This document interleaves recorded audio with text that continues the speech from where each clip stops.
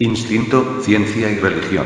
El autosacrificio en animales. Los instintos, como el autosacrificio, son científicamente inexplicables y son suficientes para derrumbar la teoría de selección natural, como el mismo Darwin mencionará. El problema del instinto y los ejemplos del reino animal. Los seres vivos tienen que reproducirse para perpetuar sus especies. Sin embargo, la reproducción en sí misma muchas veces es insuficiente porque, si los seres vivos fallan al proveer los cuidados adecuados a su descendencia, el recién nacido no puede sobrevivir. En otras palabras, si los seres vivos no sienten la necesidad de proteger y cuidar a sus descendientes y no lo hacen de manera exitosa, las criaturas recién nacidas no se podrían cuidar solas y morirían rápidamente.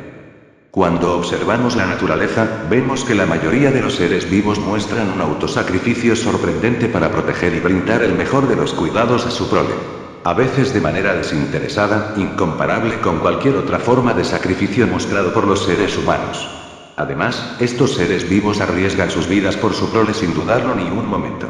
La pregunta es, ¿cómo se desarrolló dicho autosacrificio en los animales?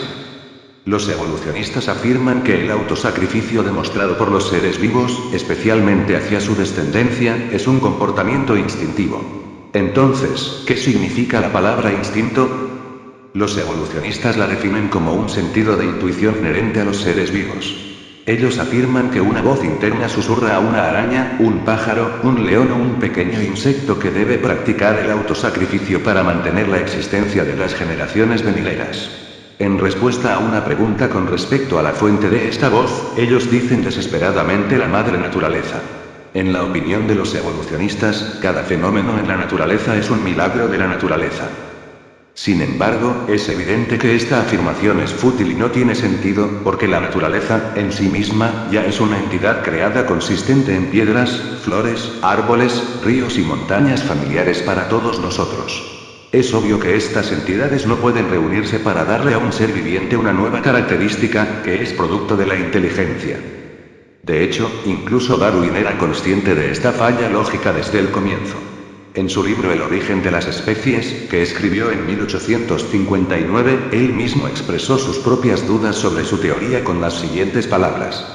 He pensado que sería más conveniente tratar este tema por separado, especialmente en el caso de lo maravilloso que un instinto puede ser, como el de la abeja de colmena al fabricar sus celdas y que aparecerá, para muchos lectores, como una dificultad suficiente para derribar mi teoría en su totalidad. Véase. Charles Darwin, El origen de las especies, página 233. La investigación llevada a cabo por los científicos en seres vivos ha revelado que ellos viven en una armonía, coordinación y colaboración asombrosa. Donde miramos podemos ver ejemplos de esto.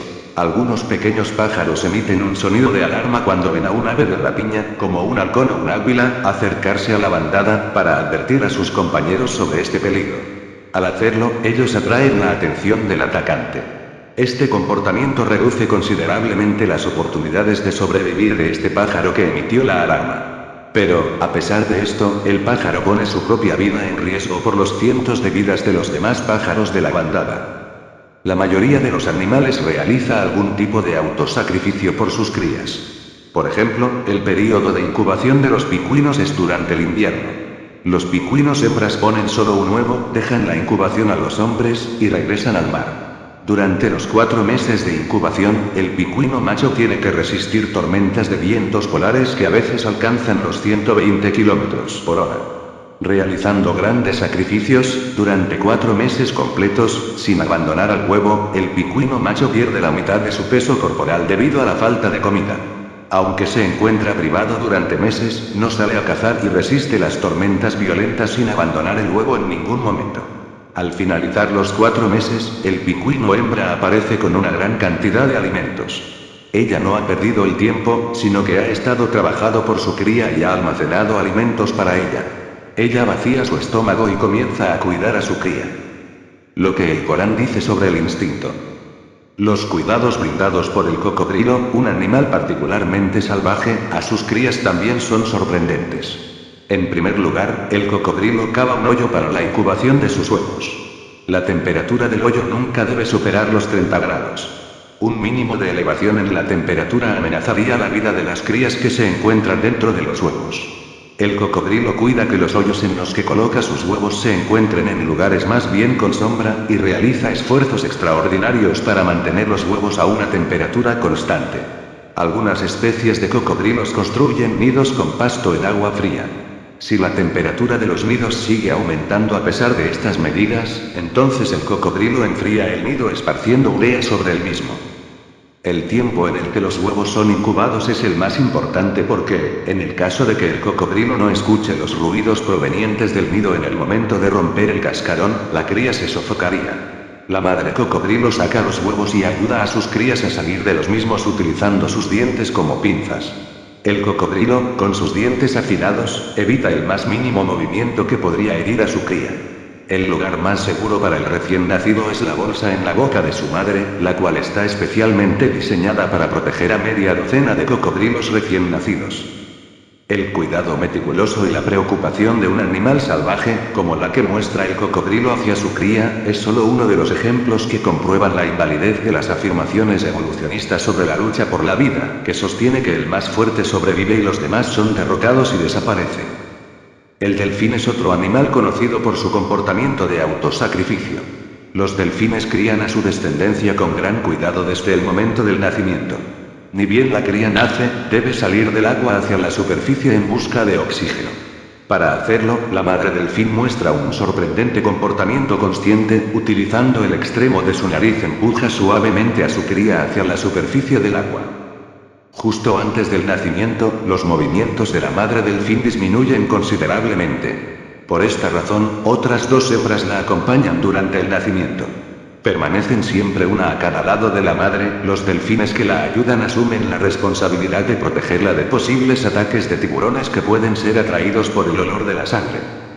¿Cómo puede este instinto, definido por los evolucionistas como un estímulo presente en los animales que no es entendido completamente, guiar a los animales para convertirse en ingenieros civiles al construir sus nidos, ser perfectos soldados mientras protegen a sus crías o colonias, e incluso convertir a las especies más agresivas en criaturas compasivas y amables hacia sus crías? De hecho, Darwin también encontró dificultades al responder esta pregunta, que él mismo planteó. A menudo dejaba sin responder preguntas relacionadas con el tema. En su libro, El origen de las especies, hizo las siguientes preguntas. En tercer lugar, ¿pueden adquirirse y modificarse los instintos mediante la selección natural? ¿Qué debemos decir sobre el maravilloso instinto, como el de las abejas, que la lleva a hacer celdas, que han prácticamente anticipado los descubrimientos de los matemáticos? Véase. Charles Darwin, El origen de las especies, página 205. Como se puede ver, las dudas de Charles Darwin sobre la selección natural son bastante precisas. Aunque el mismo Darwin confiesa que la selección natural no es una explicación razonable, la mayoría de los evolucionistas todavía insisten en apoyar esta falacia. Sin embargo, todo ser humano que observa la naturaleza con clara consciencia, ve que los seres vivos no son brutales, rudos ni faltos de compasión por la llamada lucha por sobrevivir. Por el contrario, los seres vivos se autosacrifican por la inspiración que su creador les envió. Como dijo Dios en el Corán.